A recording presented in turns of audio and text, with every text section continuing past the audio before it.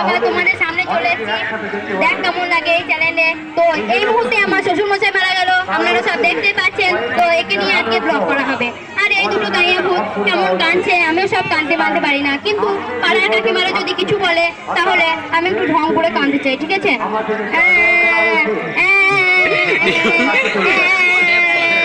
তো আমার এই কান্নাটা কেমন হয়েছে তোমরা সবাই লাইক কমেন্ট শেয়ার করবে, ঠিক আছে?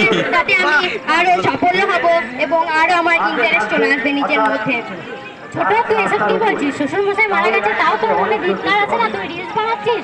হ্যাঁ দিদি, আমি রিলস বানাচ্ছি। এখন তো এইসবেরই যুগ যে শ্বশুর মশাই মারা গেছে, তবেই তো মাই ফ্রেন্ড জানতে পারবে যে আমার শ্বশুর মশাই মারা গেছে, তবেই তো সবাই আসতে পারবে যে এই শ্বশুর মশাই মারা গেছে বলে।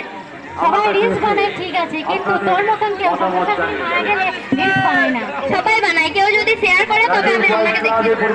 দেখো তোমরা চুপ করো, আমার ভুল হয়ে গেছে। দেখো তুমি মন থেকে ডাকলে শান্তি করে না, ও মরে গেলে তো শান্তি পেলে না। তোমার ছোট মেয়েটা কি হলো গো? ঠিকই করছি আমি, কারণ মাই ফ্রেন্ডরা সবাই তো জানতে পারবে যে আমার শ্বশুর মশাই। আরে আমার তো মনেও শান্তি নাই, তো আমাকে রিলস বানাচ্ছিস? বাপরে শ্বশুর মশাই, আপনি কি এতক্ষণ ধরে ঢং করছিলেন নাকি? না, এরকম বোমা দিলে তাদের বাড়িটা বুঝতে হবে যে কিরকম বোমা হয়েছে, তা আমি বুঝতে পারছি।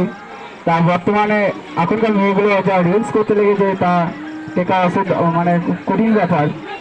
তা আমরা তো মেসেজ দিতে চেয়েছিলাম যে রিলস একটা মেয়েদের এখনকার ট্যালেন্টের দিক, কিন্তু রিলসটা অবশ্যই স্থান কাল পাত্র বিবেচনা করা দরকার। নাহলে রিলসটা পরবর্তী প্রজন্মের কাছে একটা কুসংস্কৃতি স্থাপন হবে এবং পরবর্তী প্রজন্মকে একটা খারাপ দিক দেখাবে। তাই রিলস অবশ্যই স্থান কাল বিবেচনা করে করবেন। নমস্কার।